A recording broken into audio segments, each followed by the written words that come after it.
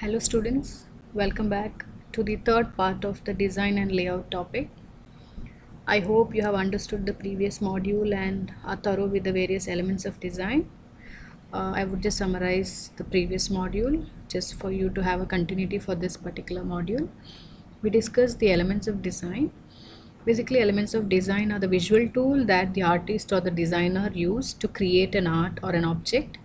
They are what makes up an image. So here we part of that we discuss line, shape, value, color, space and texture. Here in this particular module we are going to discuss the principles of design. It is a way the artist use the elements of design in an art form. It is basically how we are arranging the elements. Like previous module we discussed elements, right? How we are going to arrange that elements, and there are particular guidelines or principles we need to use to arrange this. This module is about those principles of layout. So how are we going to balance what have been emphasized, and how are you going to apply what is important, what is not important. These are the things we are going to discuss in this module. So let's look into detail. In this module we are going to discuss the various principles of design used in designing and laying out a page. It applies for both magazine and newspaper. At the end of this module, the students will be able to recollect and explain the various principles of design, also understand the principle, and they would be able to apply these techniques in designing their page in magazine or a newspaper. So these are the principles we are going to discuss in detail: balance, emphasis, proportion, hierarchy, repetition, rhythm, pattern, white space, contrast, movement, unity, and variety. Now let's see in detail the first one, balance. Every element of a design, whether it is a typography, colors, image, shape, pattern, etc., carries a visual weight. Some elements are heavy and some draw the eye, whether some elements are lighter. The way these elements are laid out on a page should create a feeling of balance. So when we talk about balance, uh, most of the newspapers and magazines we find balance, even in a web design page. The position of elements in a page determines how balanced the page appears. You may design a perfect balanced page, but when the reader folds the newspaper or scrolls the page, it comes out of balance. So it is important to make sure that when you design a page, it should be balanced on both the sides, whether it is on the top or the bottom or on the both the sides, on the left or the right. So in balance, we have two types of balance: symmetrical and asymmetrical. Symmetrical design layout is the elements of equal weight on either side of an imaginary center line, whereas asymmetrical balance uses elements of different weight, often laid out in relation to a line that is not centered within the overall design. I'll make it more simple. Symmetrical, when I say symmetrical, is achieved by placing elements in a very even fashion. If you have a larger heavy elements on right side, then you will have the same matching heavy elements on the left side. By centering is a easy way. There is a center. Both the sides you have elements of same weight. In asymmetrical, it is one of the most challenging one, as they don't, here you don't have elements of equal weight, but still the way they are placed it would match and there is a balance. Let's look into the example. This is a balanced image. If you see, this is symmetric, you have a imaginary center line, and if you see, elements of both the elements are of equal size and shape. This is asymmetric. Here you find the bottom part of this particular image is heavier, whereas this is not, whereas here you find the top part of the heavier, but this gives you an overall image of a balanced image, because here if you see, this side balances the image. One more example. Here if you look at this particular art, you find the images are balanced. Even if this, here the balance of text and the balance of image. For this is an asymmetry. If you look at this first image, you find this image bigger and heavier. I'm sorry. this image bigger and heavier, whereas the same way here the font AIR is, the size of the font is also heavier, that's why balancing the image. The same way this photography where the sunset and the shadow of this image balances the image perfectly. Next we'll go to emphasis. Emphasis deals with part of a design that are meant to stand out. In most cases, this means the most important information of the design is meant to convey. When you are designing a page, you know what is important, what you want the readers to read first, what is important. So you try to make sure that it occupies the important space in your page. When we look into newspaper, the first page is always the important issue. So here, emphasis in a design, it creates an area or an object that is the focal point for a page. It is the way to make one element stand out in a design. Here, it can be applied using typography, shapes, colors, types. These are all used to show emphasis. The word emphasis itself says that importance. So look at these images. Here, if you see the colors are used, and here colors and shapes are used. Here the same way color and shapes, if you see, these images stand out of the other images because of use of different colors, different shapes. Same way you can use fonts and other elements of design in order for a content to stand out. Next one, proportion. Proportion is one of the easier design principle to understand. It is the size of the element in relation to one another. Proportion signals what is important in the design and what isn't. Like larger elements are more important and smaller elements are less important. Again, it's same with emphasis. Like you try to make the element important by increasing its size compared to the other element, just to make sure that this is an important story or an important image or an object.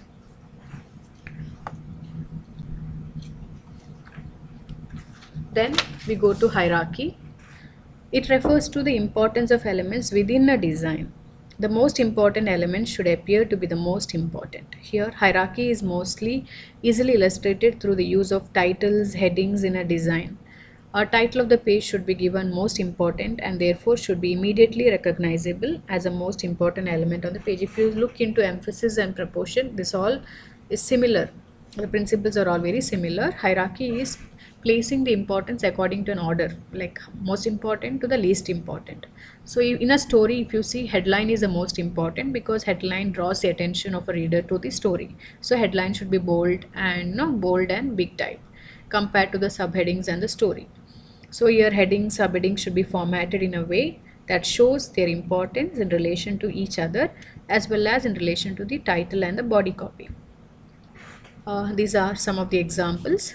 Again, if you see, read this particular is bigger, the type is bigger and bold compared to this. So when I look at this, my eyes goes to this first, read this first, then we read this, then it goes to this particular. That's a visual hierarchy.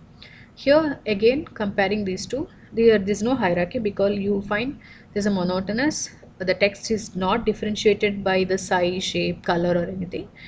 Whereas if you here you find there is a bold type, there is a text, there is again a subhead, then again there is a color differentiation. So you find this compared to this has hierarchy and this doesn't have a hierarchy. Again, the background color can be used to make an object stand out. Then we have repetition. Repetition is a greater way to reinforce an idea. It is also a way to unify a design that brings together a lot of different elements. When you repeat design elements or graphics or a type consistently within a document or within a newspaper, you're going to give a readers a sense of continuity.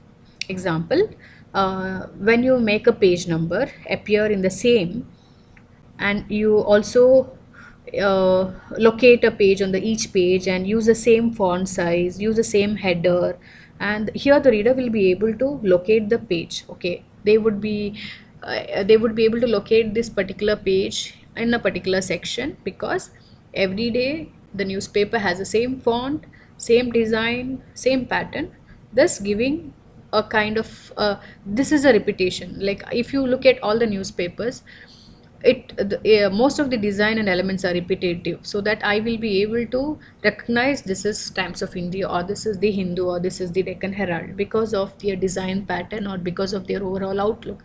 So that is called as repetition, thus able to recognize the entire paper or particular element of a paper.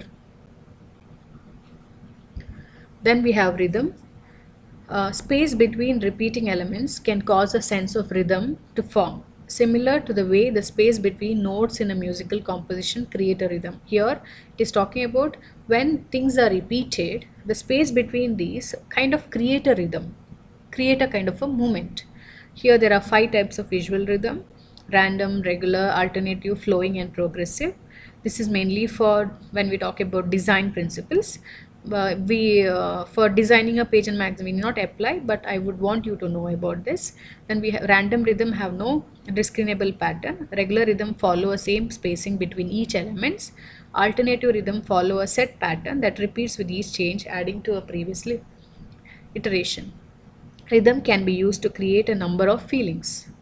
Here, rhythm uh, tends to overall consistency and produce an understandable and visually appealing impression. Therefore, the brain responds to rhythm positively and thus recognize a pattern in a rhythm. So when you look at something, you start recognizing a pattern because of its, the kind of impression. If you look at this design, rhythm by radiation, so look at this, there's a kind of a pattern, and you can follow a pattern here. And here, as a principle of design, rhythm is also known as repetition. It is actually repeating the same shape, line, or design to create a pattern. So let's come to pattern. Patterns are nothing more than a repetition of multiple design element working together. Even if you'd see rhythm here, again it is a repetition of a particular design, creating a rhythm. Here pattern is when you repeat a particular design and put them, then it becomes a pattern. The most common is wallpaper. Patterns are most a common example. In design, however, patterns can also refer to set standard for how certain elements are designed. For example, top navigation in a design pattern that majority of the internet users have interacted with. If you see some of the patterns or designs in your newspapers, or if you're surfing something, you have a particular idea about a pattern. So it actually allows you to uh, navigate the particular page on a particular website or any, because that you identify that particular element or a pattern. Next, you have white space. White space, also referred to as negative space, is an area of design that do not include any design element. The space is effectively empty. Here, white space gives an elements a design room to breathe. When I'm talking about design room to breathe here, so design have too much of most of the designs will have too much of text graphics on a page, and they're visually uncomfortable, and text in such a design may be difficult to read. Thus white space gives a layout a breathing room. So if you don't give any white space, what happened, the entire page will look cluttered and crowded. Thus the elements of designs will not be able to have its own importance. Thus giving a white space will make them look separated from each other, but as a whole it will look as a perfect design. So here negative space can also be helped to highlight a specific content or a specific parts. It can also make elements of a design easier to discern. This is why typography is more legible when upper and lower letters are used, since negative space is more varied around lowercase letters, which allows people to interpret them more quickly. Here it is talking about using caps and lowercase to, again there's a white space, and also it talks about when between a headline and between a subhead there's a white space, able to identify what is the headline from the subheads or the body. This is an example of white space. This we also discussed in the previous module, the Rubik vase. If you look at this, you have two images. One is a vase, another are two faces, two profile of a face. Again, some more examples for white space.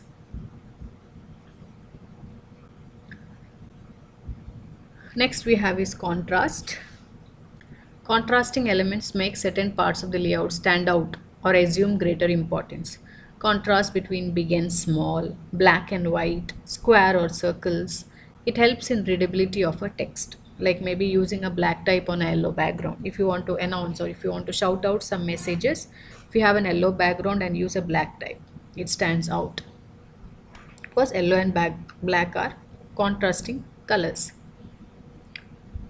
Then we have movement. Movement refers to the way the eye travels over a design. The most important element should lead to the next important and so on. This is done through positioning. The eye naturally falls on certain areas of a design first, emphasis and other element already mentioned. So here if you look at first, you would look at the starting point of this image and your eyes will follow the image. So then there is a particular pattern which is followed, and there is a, because of that, there is a movement of the image. Even if you look at a newspaper, where you will look at the top part of the newspaper first, because you know it is most important, then your eyes moves to the below where you have the less important news, and you have an advertisement, mostly an advertisement, which follows in the front page of a newspaper. Then we have variety. Variety in design is used to create visual interest. Without variety, a design can be quickly become monotonous, causing the user to lose interest. Imagine a newspaper without no colors, no design, no illustration, just text. It will be very, very monotonous. In order to create variety, you can use colors, typography, images, shape, virtually any other design element to make it look appealing and reader friendly. These are some of the examples of variety using colors, shapes. Then we have proximity, the last principle, proximity or unity. Closeness or proximity creates a bond between design elements. Here it creates elements that support each other. It creates a kind of each element support each other. Through unity, here viewers should see the whole and then the sum of the parts. All these parts are put together. Each part has its own importance, but when you look at the whole, it should look as one. That is what it called as unity. Designs with good unity also appear to be more organized and of higher quality and authority than designer with poor unity. Unity occurs when all the designs and compositions are related to one idea. Text, color, designs, font, etc. are used to create this. If you see, these are colors, these are shapes of different size, but when it puts together, it creates a sense of whole, a design, a pattern. To conclude, several principles can guide designer to make visual design decision. However, these principles provide a brief guideline and do not answer specific design needs. Indeed, design is not a collection of formulas that, if followed and applied, ensures effective results or same results.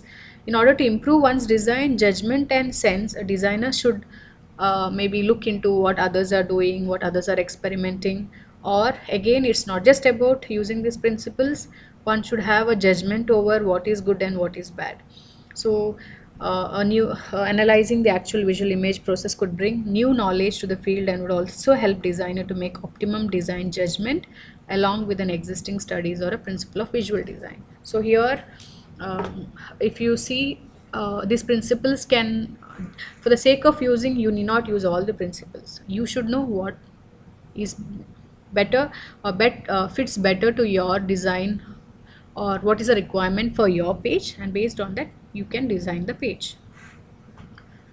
Okay, some of the examples of some of the best design page in the world, I've just chosen few. Let's look into that. This is El Economista from Spain. Uses a very traditional, subtle and unique newspaper layout. Notice how well the typography reflect the weight of the single article. Infographics support the content, and headlines are surrounded by huge amount of white space.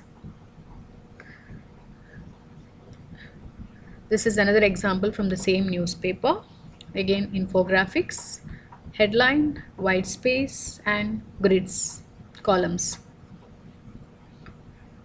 Very neatly designed page, not too much crowded, not too less. You don't find anything less or anything more in this page. Then we have Politiken from Denmark. Politiken has a very eye-pleasing, legible layout with soft neutral colors. Notice the clean horizontal packaging on the right hand side of the image below. The sharpness of the typography is breathtaking. Again, it has used an infographics. Again, it is a 4 column, and if you see it is 1 2 3 4 5 column image, but this 2 column image is completely taken over by this particular image. This particular image stands out. If you see, though this particular name of the newspaper, do not lose it is not out of focus still, though there is an image here. This is some more example from that. If you look at this, white space has formed a design, at the same time it has a visual appeal. Then we have Expresso from Portugal, which with rich colors, clean grid based layout, and concise typography. Notice how the colors are applied and how the content is separated. Again, a lot of white spaces, colors, illustrations, and arrangement of text in a even neat way. This is one more example. Then we have Guardian from UK. Guardian has recently finished its redesign. More vivid color, blocks, legibility, and the sharpness of presentation don't suffer here. Sorry. Then a nice example of how multiple colors have been used, not destroying the balance between visual and legibility. We have one more from India, Mint. Financial Daily in India uses large indentation for typography and elegant visual highlights to separate the content. It works well, both attractive, scannable, and easy to read. So this is one more. Hartford Courant from US is a standout in American newspaper market. The newspaper distinguishes itself with an enduring elegance in design and typography. Through conservative in their approach, designers engage readers with bold use of visual contrast between their quite understandable style and gusty photography and illustrations creates a tension that captures the attention of the readers. This is one of the best one which I liked. The Smell of Success. If you see here, the way it is designed, you have a pattern which talks about there's a perfume bottle, and the fragrance of that is given through a pattern here, and the white space and the text, thus giving a quite a creative look for the page. So this is all about principles of design. I hope you have understood. If you have any doubts, please contact me over the phone, or you can leave a message. Thank you.